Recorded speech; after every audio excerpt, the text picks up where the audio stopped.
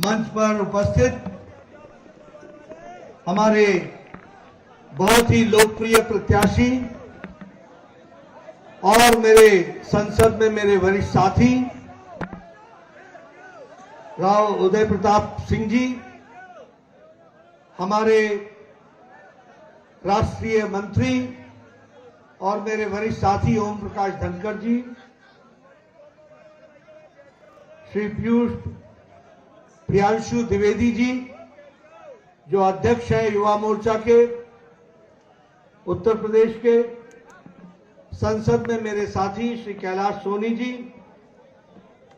श्री अभिलाष मिश्रा जी जिला के अध्यक्ष, श्रीमती साधना जी, श्री नरेश पाठक जी, जगमोहन जी, दर्शन सिंह जी, सम्मानित मंच और यहां इतनी बड़ी संख्या में एकत्र आए माताएं, बहनें, बुजुर्ग और मेरे प्यारे नौजवान साथियों, मीडिया के मेरे साथी, प्रिंट मीडिया और इलेक्ट्रॉनिक मीडिया के मेरे साथी, आप सब लोग इस चुनावी सभा में राव उदय प्रताप सिंह जी को अपना समर्थन देने के लिए, चुनाव जिताने के लिए जो आप लोगों में मैं जोश देख रहा हूं, जो उमंग देख रहा हूं, जो उत्साह देख रहा हूं, वह बताता है कि आपने तय कर लिया है कि उदय प्रताप सिंह जी को इस बार विधानसभा में भेजना है। आपकी तालियों की गड़गड़ाहट मेरे को हौसला देती है, ताकत देती है और विश्वास दिलाती है कि आपने उदय प्रताप जी को विधानसभा में भेजने का मन बना लिया है, निश्चित कर लिया है। लेकिन मित्रों, सिर्फ उदय प्रताप जी को विधानसभा में भेजने का मकसद सिर्फ इनको विधायक बनाकर वहां विधानसभा में पहुंचाना ही नहीं है। इनको यह ताकत देकर अपने इस विधानसभा को, अपने नरसिंहपुर को और यहां की तकदीर और तस्वीर बदलने का अगर कोई रास्ता है तो वह उदय प्रताप सिंह है। इस बात को हमको समझना चाहिए और इसीलिए आपसे मैं विशेष करके उदय प्रताप सिंह जी के लिए समर्थन मांग रहा हूं। मैं यहां यह भी बता देना चाहता हूं कि पार्टी अगर फैसला करती है अपने सांसद जी को दिल्ली से भोपाल भेजना, तो ये सिर्फ भेजना ही नहीं होता, कुछ आपके लिए समझना भी होता है, कुछ विशेष योजनाएं भी होती हैं। हमारे नौजवान साथी मध्य प्रदेश में आप सब लोगों के साथ मिलकर और गहराई से संगठन के साथ चलकर ताकत प्रदान हो, यह हम सब लोगों को आपसे आशा है। बताइए, आप मेरी आशा पूरी करेंगे? आप मेरी आशा पूरी करेंगे? आप मेरी आशा पूरी करेंगे? ये समझ लीजिएगा कि उदय प्रताप सिंह जी कुछ विशेष दृष्टि से मध्य प्रदेश की दृष्टि को आगे बढ़ाने वाले हैं, उसको काम में लगाने वाले। मित्रों, यहां बहुत से नौजवानों को मैं देख रहा हूं जिन लोगों ने कांग्रेस का शासन देखा नहीं होगा, पहली बार आपको वोट डालने का मौका मिला है, इसलिए आपको बताना मेरा कर्तव्य बन जाता है, क्योंकि आपने वो समय देखा नहीं, आपको वो समय पता नहीं। और एक बात याद रखना, उजाले का महत्व तब होता है जब अंधेरा को तुम पहचानते हो। पूर्णमासी का मतलब तब होता है जब अमावस्या तुमको याद हो। 2003 में यही प्रदेश बीमारू राज्य कहलाता था। बीमारू राज्य मतलब बीमार है, ब से बिहार, म से मध्य प्रदेश, र से राजस्थान, उ से उत्तर प्रदेश, ये बीमारू राज्य कहलाते थे, जिसमें आपका भी मध्य प्रदेश था। आज हम गौरव के साथ कह सकते हैं कि ये राज्य बीमारू नहीं, बेमिसाल राज्य बन गया, विकास के लिए आगे बढ़ गया। और ये कारण है भारतीय जनता पार्टी के शासन का। मित्रों, याद रखना, जहां कांग्रेस आती है वहां भ्रष्टाचार आता है, जहां कांग्रेस आती है वहां अनाचार आता है, जहां कांग्रेस आती है वहां महिला उत्पीड़न आता है, जहां कांग्रेस आती है व्यभिचार आता है, जहां कांग्रेस आती है वंशवाद आता है, जहां कांग्रेस आती है परिवारवाद आता है, जहां कांग्रेस आती है वहां आपके हकों का डाका डाला जाता है।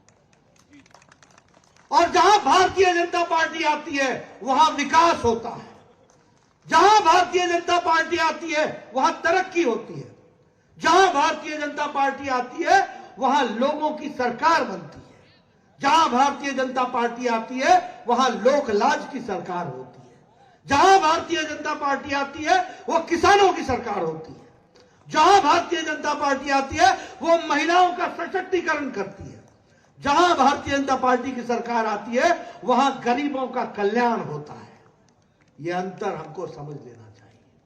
और इसलिए जब मैं कांग्रेस पार्टी की चर्चा करता हूं तो मैं ये भी कहता हूं कि ये कांग्रेस पार्टी के लोग समय समय पर अपने रंग बदलते हैं। समय समय पर एक समय में ओबीसी का नारा लगाते थे, आजकल कह रहे ओबीसी के बारे में। एक समय था जब यही राहुल गांधी के पूज्य पिताजी ने विधान पार्लियामेंट में कहा था कि न जात को न पात को और सिर्फ विकास को, यह उन्होंने नारा लगाया था। और आजकल वो ओबीसी का नारा लगा रहे हैं। इसलिए नहीं कि उनको ओबीसी से प्रेम था या है, इसलिए कि आज भारत के प्रधानमंत्री ओबीसी के वर्ग से आकर के देश को मजबूती दे रहे हैं। इस बात को हमको समझना चाहिए। और इसलिए अब ओबीसी ओबीसी की बात करते हैं। आजकल कांग्रेसी राम के भी बड़े प्यारे हो गए हैं, आजकल राम भक्त बन रहे हैं, आजकल भगवान राम की बात करते हैं।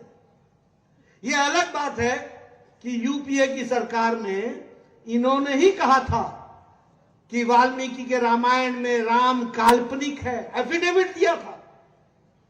राम को कोई वैज्ञानिक आधार नहीं है, राम को कोई ऐतिहासिक आधार नहीं है। और आज राम की बात करते हैं। ये भी कहते हैं कि मैं जनेऊ डालता हूं, जनेऊ। ये मालूम नहीं कि जनेऊ इधर से डाला जाता है या इधर से डाला जाता है। और यह भी नहीं मालूम होता इनको कि राम जी का वनवास कितने वर्षों तक हुआ था। इस तरीके के राम भक्त हो गए। खैर, देर आए दुरुस्त आए, सही जगह पर आए। हमें छेड़ा करते थे, हम मंदिर वहीं बनाएंगे, तिथि कब बताएंगे। आजकल हम कहते हैं 22 तारीख को आप भी आ जाएंगे, 22 जनवरी को।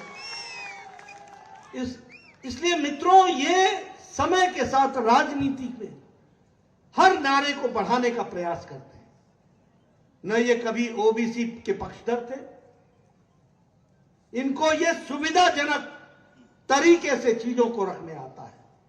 अगर किसी ने सबकी चिंता की है, अगर सारे समाज की चिंता किसी ने की है और ओबीसी के बारे में भी सही मायने में चिंता हुई है, तो मोदी जी के नेतृत्व में भारतीय जनता पार्टी ने की है। यह हमको ध्यान रखना है। मित्रों, मैं बहुत सी बातें आपसे करना चाहता हूं, लेकिन आजकल चुनाव का जमाना है तो मैं कांग्रेस के बारे में बता दूं।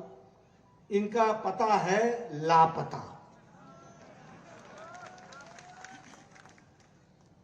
ये जहां शासन आती है, बिजली लापता, सड़क लापता, अस्पताल लापता, मेडिकल कॉलेज लापता, विकास लापता, पानी लापता। बोलिए ठीक बोल रहा हूं कि नहीं बोल रहा हूं? और जब जब भारतीय जनता पार्टी की सरकार आती है तो प्रधानमंत्री गरीब कल्याण अन्न योजना भी आता है, प्रधानमंत्री किसान सम्मान निधि भी आती है, प्रधानमंत्री आवास योजना भी आता है, प्रधानमंत्री आयुष्मान भारत भी आता है, प्रधानमंत्री उज्ज्वला योजना भी आती है, प्रधानमंत्री उजाला योजना भी आती है, प्रधानमंत्री सौभाग्य योजना भी आती है। क्यों? क्योंकि मोदी जी को, शिवराज जी को चिंता है गांव, गरीब, वंचित, पीड़ित, शोषित, दलित, युवा, महिला, किसान, सबकी चिंता है। और इसीलिए इन लोगों से जो घड़ियाली आंसू बहाते हैं, इनसे हमको सतर्क रहना चाहिए। मैं आपसे पूछना चाहता हूं, बताओ कि ये संबल योजना शिवराज सिंह जी ने असंगठित मजदूर के लिए चलाई थी कि नहीं चलाई थी? चलाई थी कि नहीं चलाई थी? कमलनाथ ने बंद कर दिया था कि नहीं कर दिया था? अब 17 तारीख को आप इनको बंद कर दोगे ना? छुट्टी कर दोगे ना? आप बताइए, दीनदयाल अंत्योदय रसोई में 5 रुपए का भोजन शिवराज जी ने गरीब लोगों के लिए व्यवस्था की थी कि नहीं की थी? की थी कि नहीं की थी? और उसको बंद कराया था कमलनाथ ने कि नहीं? गरीब के मुंह से रोटी छीनी थी कि नहीं? अब इनसे आपने सत्ता में आने से पहले इनसे छीन लेना। और बताइए, शिवराज जी ने आपको फिर से अंत्योदय रसोई चलाई कि नहीं? विकास किया कि नहीं? आप बताइए, ये आहार अनुदान योजना में हमारी आदिवासी बहनों को 1000 रुपए दे रहे थे कि नहीं दे रहे थे? उसको रोका था कि नहीं रोका था? इन्होंने रोका था कि नहीं रोका था? रोका था कि नहीं रोका था? आज फिर से वो अनुदान योजना चल रही है। लाडली लक्ष्मी योजना को कमलनाथ ने रोका था कि नहीं रोका था? रोका था कि नहीं रोका था? और शिवराज जी के आने के बाद फिर से चला कि नहीं चला? और अब आपको 1250 रुपए मिल रहा है कि नहीं बहनों? मिल रहा है कि नहीं? ये जब तक बीजेपी है तब तक हमारी योजनाएं हैं, चाहे लाडली लक्ष्मी हो चाहे लाडली बहना हो। ये जब आते हैं, आप बताइए, आपके प्रधानमंत्री जी ने आपको प्रधानमंत्री आवास योजना में 47 लाख मकान बनाने का निर्णय किया। 47 लाख मकान, और सारे देश में 4 करोड़ मकान। और पहली किस्त में कमलनाथ ने आपके 2 लाख मकान रोक दिए थे कि नहीं रोक दिए थे? रोक दिए थे कि नहीं रोक दिए थे? अब आपने 17 तारीख को इनको रोक देना। बताइए, जल जीवन मिशन में प्रधानमंत्री जी ने 246 करोड़ रुपए मध्य प्रदेश को भेजे थे कि नहीं भेजे थे? भेजे थे कि नहीं भेजे थे? कमलनाथ ने वापस किया था कि नहीं किया था? 17 तारीख को इनको वापस कर देना, इनकी छुट्टी कर देना। मैं ये सारी योजनाएं आपको इसलिए बोल रहा हूं, वो बता रहा हूं कि सत्ता पर बैठने वाले लोग किस तरीके से काम करते हैं और आपके हितों के साथ नुकसान पहुंचाते हैं, वह भी आपको बताना चाहता हूं। किसान सम्मान निधि का किसानों के नाम ही नहीं भेजे, नाम नहीं भेजे। हमने किसान सम्मान निधि में 76 लाख किसान को किसान सम्मान निधि देने का मध्य प्रदेश के लिए तय किया, यह भी आपको ध्यान रखना।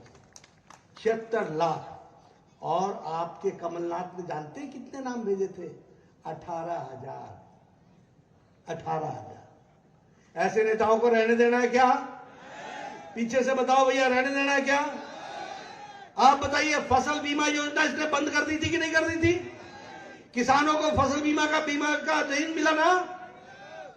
आप बताइए, जैसा मैंने कहा कि आवास योजना रोकी, वैसे ही इन्होंने सारी स्कीमें रोक दी थी कि नहीं रोक दी थी?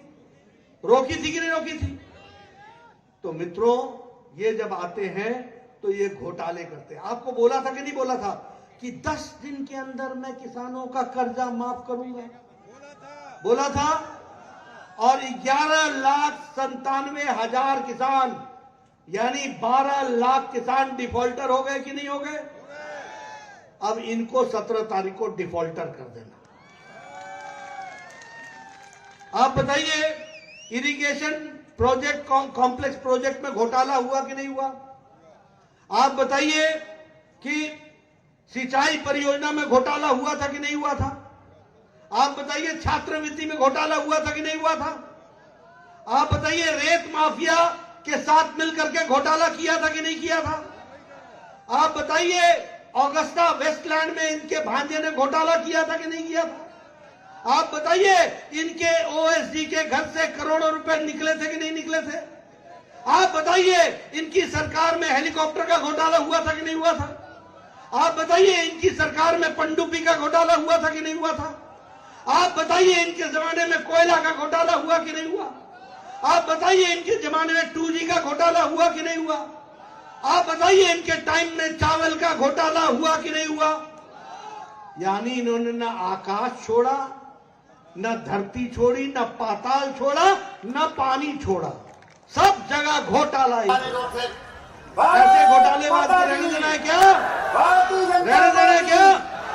आपने अपना विकास कराना है ना? लाडली लक्ष्मी बहना योजना चलना है ना? लाडली लक्ष्मी योजना चलना है ना? प्रधानमंत्री आवास योजना बनना है ना? आयुष्मान भारत में अभी तक मोदी जी के द्वारा 5 लाख रुपए गंभीर बीमारी से लड़ने के लिए 50 करोड़ लोगों को मिल रहा है कि नहीं मिल रहा है? आप उदय प्रताप जी को भेज देना। 17-3 तारीख के बाद 10 लाख रुपए बीमारी के लिए मिलेगा। हम सभी जबलपुर वासियों का सौभाग्य बनकर आप बताइए प्रधानमंत्री किसान सम्मान निधि में आपको 12,000 रुपए मिल रहे हैं कि नहीं मिल रहे हैं? 6,000 प्रधानमंत्री किसान सम्मान निधि और 6,000 मुख्यमंत्री सम्मान निधि मिल रहा है कि नहीं मिल रहा है? आपने 17 तारीख को इसका सम्मान करना है ना? सम्मान करेंगे ना? आप बताइए शिवराज जी के टाइम पर प्रति व्यक्ति की आय 10 गुना बढ़ी ना? आप बताइए मध्य प्रदेश का बजट 14 गुना बढ़ा ना? आप बताइए मध्य प्रदेश के स्वास्थ्य का बजट 48 गुना बढ़ा ना?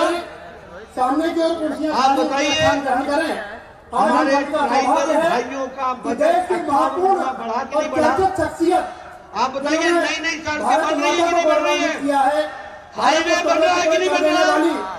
38 नए रेलवे स्टेशन मध्य प्रदेश के ठीक किए जा रहे हैं, नए बनाए जा रहे हैं कि नहीं बनाए जा रहे? 2 साल बाद मैं आऊंगा आपको बता के जाता हूं। 2 साल बाद आप ये 38 रेलवे स्टेशन का अंतर नहीं बता पाएंगे कि ये रेलवे स्टेशन है या एयरपोर्ट है। ऐसा वर्ल्ड क्लास का एयरपोर्ट रेलवे स्टेशन, और यहाँ का भी रेलवे स्टेशन उसमें जुड़ा हुआ है। यहाँ का भी रेलवे स्टेशन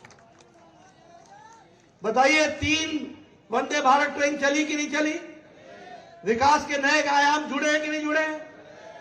तो आप बताइए मैं यहां खड़ा आपको विकास की इतनी कहानी बता रहा हूं और साथ ही साथ कांग्रेस की इतनी सारे घोटाले और विनाश की कहानी बताई। अब आप बताइए विकास चुनिएगा या विनाश? विकास या विनाश? विकास का मतलब है कमल का निशान।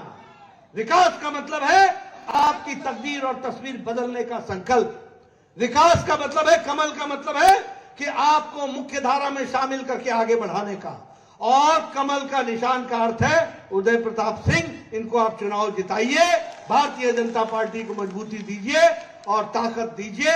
और इसी के साथ भारतीय जनता पार्टी, एक बात और मैं बताना चाहूंगा कि हमारे गेहूं की खरीदी के लिए 27,000 रुपए प्रति क्विंटल भी हमने तय किया है, और धान की खरीदी के लिए 3,100 प्रति क्विंटल तय किया है।